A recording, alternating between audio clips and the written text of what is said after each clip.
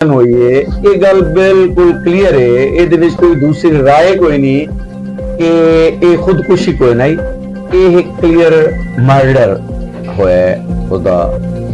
ਤੇ ਦੂਸਰਾ ਜਿਹੜਾ ਇਸ ਟਾਈਮ ਮੁਲਤਾਨ ਦੇ ਵਿੱਚ ਇਹਦੀ ਤਫਤੀਸ਼ ਚਿੰਦੀ ਰਹੀ ਹੈ, ਉਹਦਾ DNA ਫੋਰੈਂਸਿਕ ਲਾਈਕ ਦੈਟ ਜੋ ਵੀ ਲੇਟੈਸਟ ਆਪਣਾ ਚੀਜ਼ਾਂ ਹਨ ਇਨਵੈਸਟੀਗੇਸ਼ਨ ਦੀਆਂ, ਉਹਨਾਂ ਦੇ ਵਿੱਚ ਇਹ ਹੁਣ ਸਾਰੀ ਚੀਜ਼ਾਂ ਕਲੀਅਰ ਹਨ ਕਿ ਉਹ ਮਰਡਰ ਹੈ। ਹੁਣ ਜਿਹੜੀ ਆਪਣਾ ਹੁਣ ਇਸ਼ੂ ਚੱਲਦਾ ਪਿਆ ਉਹ ਇਹ ਹੈ ਕਿ ਕਿਤਨੇ ਲੋਕ ਇਹਦੇ ਵਿੱਚ ਇਨਵੋਲਵ ਹਨ। ਇਹਦੇ ਵਿੱਚ ਤਾਂ ਬੜਾ ਕਲੀਅਰ ਲਾਅ ਹੈ ਬਤੌਰ ਤਾਲਿਬ ਇਲਮ ਕਿ ਮੁਦਈ ਜਿਸ ਨੂੰ ਚਾਹੇ, ਜਿਤਨੇ ਲੋਕਾਂ ਨੂੰ ਚਾਹੇ ਆਪਣੇ ਕੇਸ ਦੇ ਵਿੱਚ ਮੁਲਜ਼ਮ ਬਣਾ ਸਕਦਾ ਹੈ। ਇਹ ਉਹਦਾ ਇੱਕ ਸਟੇਟਮੈਂਟ 161 ਦੇ ਤਹਿਤ ਰਿਕਾਰਡ ਕਰਿੰਦੀ ਹੈ ਪੁਲਿਸ। ਉਹ ਪੁਲਿਸ ਵਾਸਤੇ ਬਾਈਂਡਿੰਗ ਹੈ ਕਿ ਉਹ ਜਿਹੜਾ ਮੁਦਈ ਹੈ ਉਹ ਜਿਸ ਟਾਈਮ ਜੋ ਆਪਣਾ ਬਿਆਨ ਦੇਣਾ ਚਾਹੇ, ਇੱਕ ਦਫਾ ਦੋ ਦਫਾ, ਉਹਦੇ ਵਿੱਚ ਕੋਈ ਐਸੀ ਲੀਗਲ ਪ੍ਰੋਵੀਜ਼ਨ ਕੋਈ ਨਹੀਂ ਕਿ ਉਹ ਬਿਆਨ ਦੁਬਾਰਾ ਤੀਸਰੀ ਦਫਾ ਨਹੀਂ ਦੇ ਸਕਦਾ। ਉਹ जितनी दफा चाहे बयान रिकॉर्ड। बिस्मिल्लाहिर्रहमानिर्रहीम, अस्सलाम वालेकुम जी नाज़रीन, तुसां दे पे झोंक टीवी वसेब दी आवाज और मैं तुहाडा अपना मेजबान रिजवान हुसैन। नाज़रीन, जिवें कि साडा डेरी दी बुनियाद ते वादा हुंदा कि असां कहीं ना कहीं अहम शख्सियात दे नाल तुहाडी मुलाकात करवेने हैं।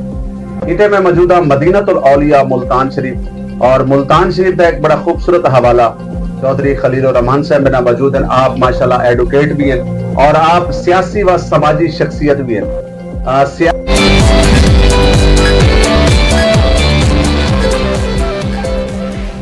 तो इलावा मुल्तान का एक बड़ा दर्दनाक वाकया, दर्दनाक वकूआ सानिया ज़हरा मर्डर केस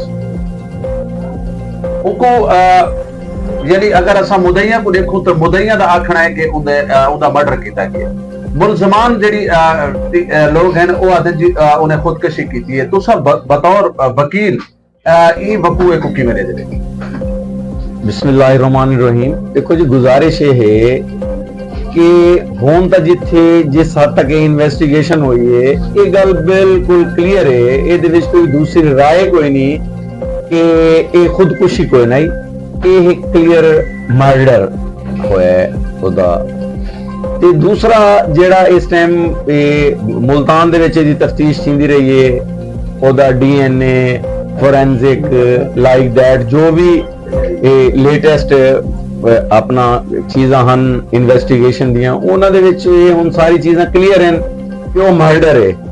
ਹੁਣ ਜਿਹੜੀ ਆਪਣਾ ਹੁਣ ਇਸ਼ੂ ਚੱਲਦਾ ਪਿਆ ਉਹ ਇਹ ਹੈ ਕਿ ਕਿਤਨੇ ਲੋਕ ਇਹਦੇ ਵਿੱਚ ਇਨਵੋਲਵ ਹਨ। ਇਹਦੇ ਵਿੱਚ ਤਾਂ ਬੜਾ ਕਲੀਅਰ ਲਾਅ ਹੈ ਬਤੌਰ ਤਾਲਿਬ ਇਲਮ ਕਿ ਮੁਦਈ ਜਿਸ ਨੂੰ ਚਾਹੇ, जितने लोगों ਨੂੰ ਚਾਹੇ ਆਪਣੇ ਕੇਸ ਦੇ ਵਿੱਚ ਮੁਲਜ਼ਮ ਬਣਾ ਸਕਦਾ ਹੈ। ਇਹ ਉਹਦਾ ਇੱਕ ਸਟੇਟਮੈਂਟ 161 ਦੇ ਤਹਿਤ ਰਿਕਾਰਡ ਕਰਿੰਦੀ ਹੈ ਪੁਲਿਸ।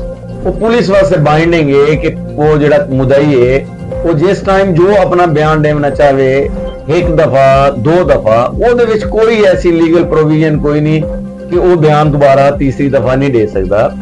ਉਹ ਜਿੰਨੀ ਦਫਾ ਚਾਹੇ ਬਿਆਨ ਰਿਕਾਰਡ ਕਰਵਾ ਸਕਦਾ ਹੈ। ਹੁਣ ਜਿਹੜੀ ਉਹ ਰਿਪੋਰਟਸ ਦੇ ਨਤੀਜੇ ਦੇ ਵਿੱਚ ਜਿਹੜੀ ਚੀਜ਼ਾਂ ਸਾਹਮਣੇ ਆਈਆਂ ਕਿ ਲੋਕਾਂ ਦੀ ਤਾਦਾਦ ਜਿਹੜੀ ਹੈ ਉਹ ਜ਼ਿਆਦਾ ਹੈ, ਉਹ ਮੇਰਾ ਖਿਆਲ ਹੈ ਕੰਪਲੇਨੈਂਟ ਦੀ ਮੁਦਈ ਦੀ ਤਸੱਲੀ ਤੇ ਸ਼ਫੀ ਹੋਣੀ ਚਾਹੀਦੀ ਹੈ। ਉਹ ਜਿਹਦਾ ਨਾਂ ਆਦਾ ਹੈ ਉਹਨਾਂ ਨੂੰ ਨਾਮਜ਼ਦ ਕਰਨਾ ਚਾਹੀਦਾ FIR ਵਿੱਚ। ਇਹ ਉਹਦਾ ਕੰਪਲੇਨੈਂਟ ਦਾ ਲੀਗਲ ਰਾਈਟ ਹੈ। ਇਹਦੇ ਵਿੱਚ ਕੋਈ ਉਹਦੇ ਉੱਤੇ ਇਹਸਾਨ ਵਾਲੀ ਗੱਲ ਨਹੀਂ। ਉਹਦੀ ਇੱਕ ਲਖਤ ਜਿਗਰ ਬੇਟੀ ਦਾ ਕਤਲ ਹੋਇਆ ਹੈ, ਉਹ ਜਿਹਦਾ ਨੂੰ ਨਾਮਜ਼ਦ ਕਰਨਾ ਚਾਹੁੰਦਾ ਹੈ ਉਹਨੂੰ ਨਾਮਜ਼ਦ ਕਰਕੇ ਬਾਕੀ ਇਨਵੈਸਟੀਗੇਸ਼ਨ ਤਾਂ ਇਨਵੈਸਟੀਗੇਟਿੰਗ ਇਦਾਰੇ ਨੇ ਕਰਨੀ ਹੈ ਨਾ।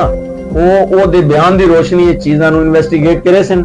लेकिन चल साहब बड़े अफसोस वाली गल है कि DNA भी आ गया, फोरेंसिक भी आ गई, पोस्टमार्टम रिपोर्ट भी आ गई।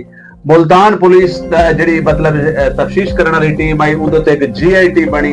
GIT तो बाद केस जिहड़ा है 2 महीना तक उन्हां दे दरमियान रहा, लेकिन वो GIT ने और तफ्तीशी टीम ने ये केस तो हथ चाल है, केस ट्रांसफर हो गया लाहौर। क्या समझते हो कि मुल्तान पुलिस वास्ते एक केस कोई नवा केस आई या तुसा मतलब एक किवें दे देवे कि साडी पुलिस साडे मुल्तान दी पुलिस को केस सॉल्व क्यों नहीं होया? गुजारिश है कि सब तो पहले ते जेड़ा पुलिस दे विच बहुत सारे रिफॉर्म्स दी जरूरत है। एक पुलिस अफसर है जेड़ा इन्वेस्टिगेटिंग ऑफिसर है, ਉਹਦੇ ਜ਼ਿੰਮੇ ਡਿਊਟੀਜ਼ ਇਤਨੀ ਹਨ ਕਿ ਇਹ 5-7 ਸਾਲ 10 ਸਾਲ ਬਾਅਦ, ਜਿਵੇਂ ਯੂਰਪੀਅਨ ਕੰਟਰੀਜ਼ ਦੇ ਵਿੱਚ ਇੱਕ ਟੀਚਰ 15 ਸਾਲ ਤੋਂ ਜ਼ਿਆਦਾ ਟੀਚਿੰਗ ਨਹੀਂ ਕਰੇਂਦਾ, ਉਹ ਆਦਮੀ 15 ਸਾਲ ਤੋਂ ਬਾਅਦ ਇਹਦੀ ਜਿਹੜੀ ਸੁਝਾਵਨ ਦੀ ਸਲਾਹੀਅਤ ਹੈ ਉਹ ਜ਼ਰਾ ਕਮਜ਼ੋਰ ਪੈ ਜਾਂਦੀ ਹੈ। ਹੁਣ ਜਿਹੜਾ ਇੱਕ ਪੁਲਿਸ ਅਫਸਰ ਹੈ ਉਹ ਇਨਵੈਸਟੀਗੇਸ਼ਨ ਨਹੀਂ ਕਰੇਂਦਾ, ਉਸ ਤੋਂ ਬਾਅਦ ਉਹ ਚਲਾਨ ਹੀ ਖੁਦ ਮੁਰਤਬ ਕਰੇਂਦਾ, ਉਸ ਤੋਂ ਬਾਅਦ ਉਹਦੀ ਕਚਹਿਰੀ ਦੇ ਵਿੱਚ ਉਹਦੀ ਹਾਜ਼ਰੀ ਵੀ ਹੁੰਦੀ ਹੈ ਕੇਸਿਸ ਦੇ ਸਿਲਸਿਲੇ 'ਚ, ਹਾਈ ਕੋਰਟ ਦੇ ਵਿੱਚ ਹੈਬੀਅਸ ਵਿੱਚ ਰੇਟ ਪਟੀਸ਼ਨ 'ਚ ਉਹਦੀ ਪੇਸ਼ੀ ਵੀ ਹੁੰਦੀ ਹੈ, ਉਹਦਾ ਗਸ਼ਟ ਵੀ ਹੁੰਦਾ ਹੈ, ਉਹ ਵੱਲ ਇੱਕ ਬਾਪ ਵੀ ਹੈ, ਇੱਕ ਬੇਟਾ ਵੀ ਹੈ, ਤੇ ਮਾਮਲਾਤ ਹਨ ਐਸੇ ਕਿ ਪੁਲਿਸ ਆਫੀਸ਼ੀਅਲਸ ਜਿਹੜੇ ਅਪ ਟੂ ਇਨਵੈਸਟੀਗੇਟਿੰਗ ਆਫੀਸਰ ਜਿਹੜੇ ਹਨ, ਇਹ ਐਸਐਚਓ ਦੇ ਮਤਹਿਤ ਜਿਹੜੇ ਲੋਕ ਇਨਵੈਸਟੀਗੇਸ਼ਨ ਕਰਦੇ, ਖਾਸ ਤੌਰ ਤੇ ਮੈਂ ਉਹਨਾਂ ਦੇ ਬਾਰੇ ਚਾਹਦਾ ਕਿ ਉਹਨਾਂ ਦੀ ਜ਼ਿੰਦਗੀ ਨੂੰ ਅਗਰ ਆਪਾਂ ਸਟੱਡੀ ਕਰੂੰ ਤਾਂ ਉਹਨਾਂ ਦੀ ਜ਼ਿੰਦਗੀ ਬੜੀ ਤਕਲੀਫ ਦੇ ਜ਼ਿੰਦਗੀ ਹੈ। ਉਹਨਾਂ ਦੀ ਸਿਕਿਉਰਿਟੀ ਦੀ ਡਿਊਟੀ ਉਹਨਾਂ ਦੀ ਹੈ, ਵੀਆਈਪੀ ਪ੍ਰੋਟੋਕਾਲ ਦੀ ਡਿਊਟੀ ਉਹਨਾਂ ਦੀ ਹੈ, ਕ੍ਰਿਕਟ ਦੇ ਮੈਚਾਂ ਤੇ ਡਿਊਟੀ ਉਹਨਾਂ ਨੇ ਦੇਣੀ ਹੈ, ਤੇ ਉਹਨਾਂ ਦੀ ਜ਼ਿੰਦਗੀ ਬੜੀ ਕਰਬ ਦੇ ਵਿੱਚ ਹੈ। ਮੈਂ ਸਮਝਦਾ ਜੋ ਪੁਲਿਸ ਆਫੀਸ਼ੀਅਲਸ ਹਨ ਅਪ ਟੂ ਇਨਵੈਸਟੀਗੇਸ਼ਨ ਆਫੀਸਰਸ ਜਿਹੜੇ ਉਸ ਤੋਂ ਉੱਤੇ ਸੀਨੀਅਰਸ ਹਨ, DSP SP, as compare to IOs, ਉਹਨਾਂ ਦੀ ਜ਼ਿੰਦਗੀ ਕੰਪੈरेटिवली ਰਿਲੈਕਸਡ ਲਾਈਫ ਹੈ। ਇਹਦੇ ਵਿੱਚ ਤਾਂ ਕੋਈ ਦੂਸਰੀ ਰਾਏ ਨਹੀਂ ਕਿ ਇਤਨੇ ਬੜੇ ਸੀਨੀਅਰ ਆਪਣਾ ਡਿਵੀਜ਼ਨ ਦਾ ਆਫੀਸਰ ਇੱਥੇ ਮੌਜੂਦ ਹੈ, अपना आरपीओ साहब इन, सीपीओ साहब इन, एसएसपी इन्वेस्टिगेशन है, एसपी ऑपरेशंस है, वल हर अपना एसपी सदर है, सिटी, इतने सीनियर लोगों की मौजूदगी दे विच ਇਹਦਾ ਮੁਲਤਾਨ ਵਿੱਚ ਕਨਕਲੂਡ ਨਾ ਹੋਣਾ ਸਵਾਲੀਆ ਨਿਸ਼ਾਨ ਤਾਂ ਹੈ ਪੁਲਿਸ ਦੀ ਖਿਦਮਤ ਦੇ ਉੱਤੇ। ਤੇ ਮੈਂ ਸਮਝਦਾ, ਮੈਂ ਤੁਹਾਡੀ ਗੱਲ ਨੂੰ ਬਿਲਕੁਲ ਸੈਕੰਡ ਕਰੇ ਨਾ ਕਿ ਇਹਨੂੰ ਸਾਰੀ ਚੀਜ਼ਾਂ ਨੂੰ ਇਥੋਂ ਦੀ ਰਿਐਲਿਟੀਜ਼ ਨੂੰ ਜੋ ਮੁਲਤਾਨ ਦੀ ਪੁਲਿਸ ਸਮਝ ਸਕਦੀ ਹੈ, ਉਹ ਲਾਹੌਰ ਵਾਲਿਆਂ ਨੂੰ ਤਾਂ ਨਹੀਂ ਪਤਾ ਇਥੋਂ ਦੇ ਟ੍ਰੈਡੀਸ਼ਨਸ ਦਾ, ਕਲਚਰਸ ਦਾ, ਗਰਾਊਂਡ ਰਿਐਲਿਟੀਜ਼ ਦਾ, ਪਲੇਸ ਆਫ ਅਕਰੈਂਸ ਦਾ। ਤੇ ਉਹ ਵੈਸੇ ਜ਼ਿਆਦਾ ਬਿਹਤਰ ਇਹ ਹੈ ਕਿ ਮੁਲਤਾਨ ਦੇ ਸੀਨੀਅਰਸ ਉਹਨੂੰ ਆਪਣੀ ਸੁਪਰਵੀਜ਼ਨ ਦੇ ਵਿੱਚ ਉਹਨੂੰ ਕਨਕਲੂਡ ਕਰੇ ਨਾ। ਬਾਹਰ ਕੈਫ ਅਗਰ ਲਾਹੌਰ ਵੀ ਚਲੀ ਗਈ ਕੋਈ ਸੀਨੀਅਰ ਉਸ ਨੂੰ ਹੈਡ ਕਰੇਂਦਾ ਪਈਏ, ਪਰ ਜਿਹੜਾ ਪੁਲਿਸ ਦੇ ਮਾਮਲਾਤ ਵਿੱਚ ਜਿੱਥੋਂ ਤੱਕ ਉਹਦੇ ਵਿੱਚ ਗੁਜ਼ਾਰਿਸ਼ ਇਹ ਹੈ ਕਿ ਸਿਵਲ ਸੁਸਾਇਟੀ ਦੀ ਮਦਦ ਤੋਂ ਬਗੈਰ ਪੁਲਿਸ ਹਰ ਮਾਮਲੇ ਦੇ ਵਿੱਚ ਨਾਕਾਮ।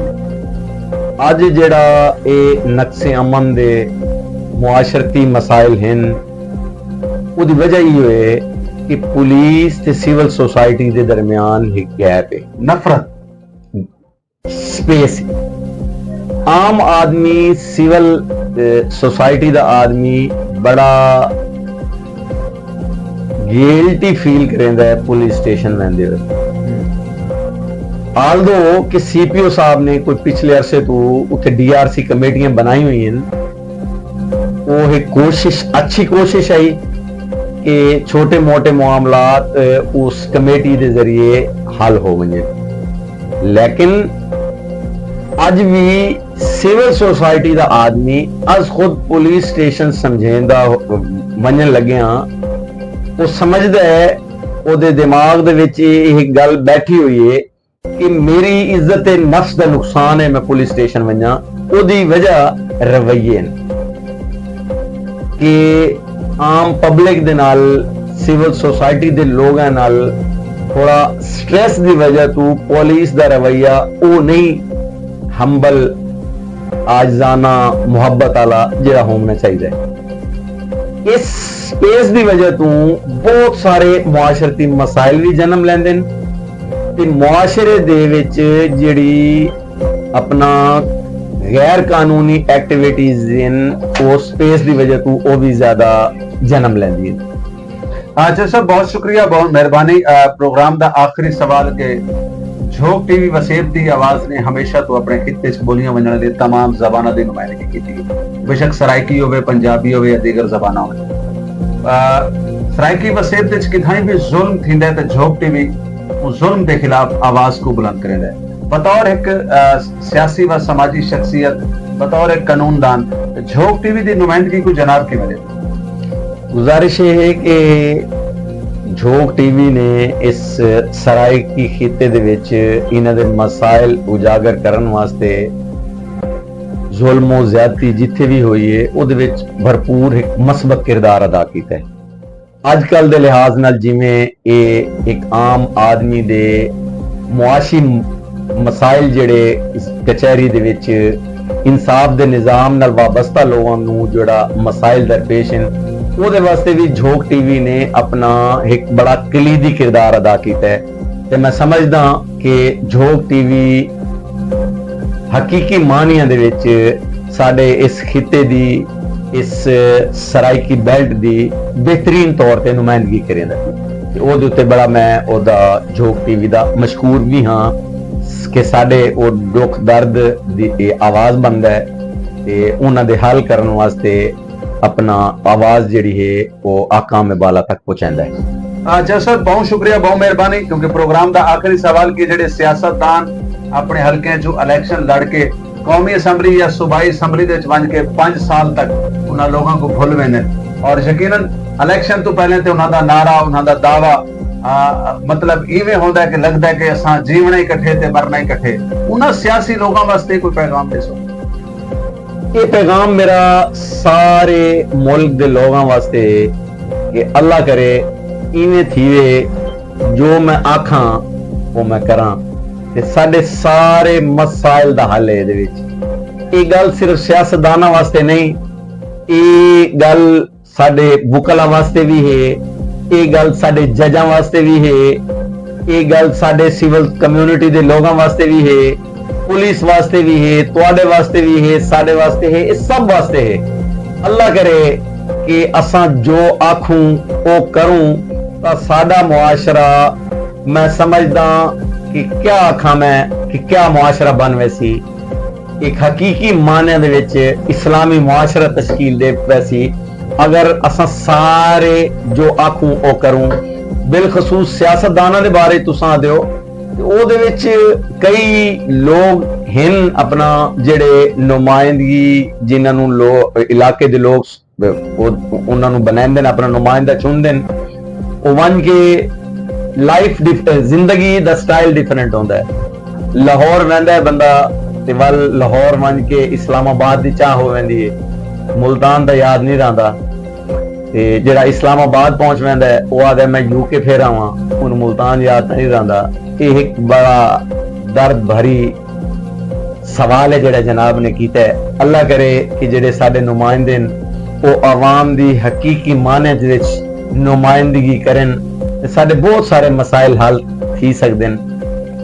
ਕੁਝਾ ਕਿ ਸਾਡੇ ਨੁਮਾਇੰਦੇ ਮੈਂ ਯਾਦ ਆਉਣਾ ਦੋਸਤਾਂ ਦੇ ਵਿੱਚ ਬਹਿ ਕੇ ਕਿ यूके सैर करने वास्ते तुहाडा पार्लियामेंटेरियन होना जरूरी कोई नहीं कि यूके दी लाइफ तुसा इंजॉय करना चाहते हो करो तो ਉਹਦੇ ਵਾਸਤੇ ਤੁਸੀਂ ਪਾਰਲੀਮੈਂਟੇਰੀਅਨ ਕਿਉਂ ਬਣਦੇ ਹੋ, ਲੋਕਾਂ ਦੇ ਨੁਮਾਇੰਦਗੀ ਦਾ ਬੋਝ ਕਿਉਂ ਚਾਹੁੰਦੇ ਹੋ?